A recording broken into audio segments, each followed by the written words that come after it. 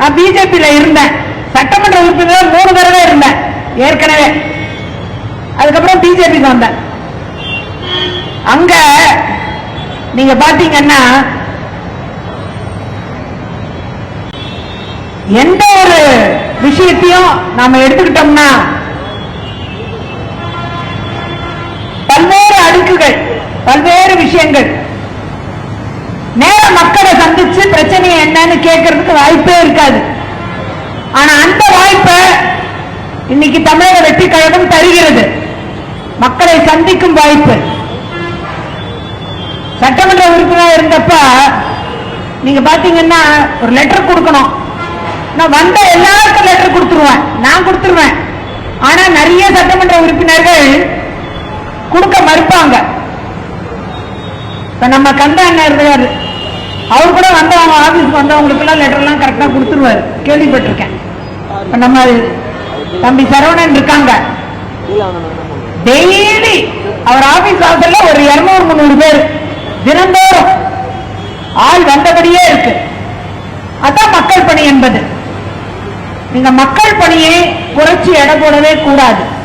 தினந்தோறும் மக்களை சந்திப்பவர்கள் உண்மையாகவே நான் சொல்றேன், தங்களுடைய முழு உழைப்பையும் நேரத்தையும் குடும்பத்தையும் மறந்து செயல்பட்டு கொண்டிருக்கிறார்கள்.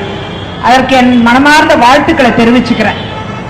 இந்த நேரத்தில் நாம பார்க்க வேண்டியது என்னன்னா, ஒரு அரசு எத்தனை ஒரு 60 வருஷமா நம்ம எதிர்பார்த்த ஒரு அரசு இப்பதான் வந்திருக்கு. 60 வருஷம் ஆட்சி புரிஞ்சவங்க பாத்தீங்கன்னா ஏதோ ஒரு வகையில அரசியல் பண்ணிக்கிட்டே இருப்பாங்க, மக்களுக்கு நல்லதை கொண்டு சேர்க்கவே இல்லை. அதுதான் உண்மை. வருத்தத்தோட சொல்ல வேண்டியதா தான் இருக்கு. கேட்டா மத்தியில இருந்து நிதி வரல, இங்க ஒண்ணுமே நடக்காது, வேலை நடக்காது. அதே நேரம் மக்களுக்கு ஏதாவது செய்யணும்னா உடனே செய்யக்கூடாதுக்கான காரணங்களை தேடுவாங்க. ஆனா இன்னைக்கு தமிழக வெற்றி கழகத்தின் அரசு, தலைவர் ஜோசப் விஜய் அவர்களின் தலைமையிலான இந்த அரசு எப்படியெல்லாம் தேடி பிடித்து நிதியை கண்டுபிடித்து அதை மக்களுக்கு எப்படியெல்லாம் செய்து முடிப்பேன் என்ற உறுதிப்பாட்டோடு செய்து கொண்டிருக்கிறார். அவருடைய அந்த வலிமை, அவருடைய அந்த திறன், இன்னைக்கு ஆய்வுக் கூட்டம் நடந்துகிட்டு இருக்கு. மானிய கோரிக்கைகள், சட்டமன்ற மானிய கோரிக்கைகள் தொடர்ந்து நடைபெற போகுது. ஆகஸ்ட் மாசத்துல துறை வாரியா நடக்கும், 54 துறைக்கும் நடக்கும். அப்படி எல்லா மானிய கோரிக்கைகளும் டிமாண்ட்ஸும் நடக்கும் போது என்னெல்லாம் நிறைவேற்றப்படணுங்கிறதுக்கு இந்த ஒரு மாசம் முழுக்க ஒவ்வொரு துறையா ஆய்வு செய்துட்டு இருக்காரு. இது மாதிரி ஆய்வு இதுக்கு முன்னாடி இந்த அரசுகள் செய்யவே இல்லை. இதான் உண்மை. எனக்கு நல்லா தெரியும். நான் பல ஆண்டு காலம் சட்டமன்றத்தில் இருந்தவ, 12-13 வருஷம் சட்டமன்றத்தில் இருந்தவ. எனக்கு எல்லாம் நூக்கணக்கான நல்லா தெரியும்.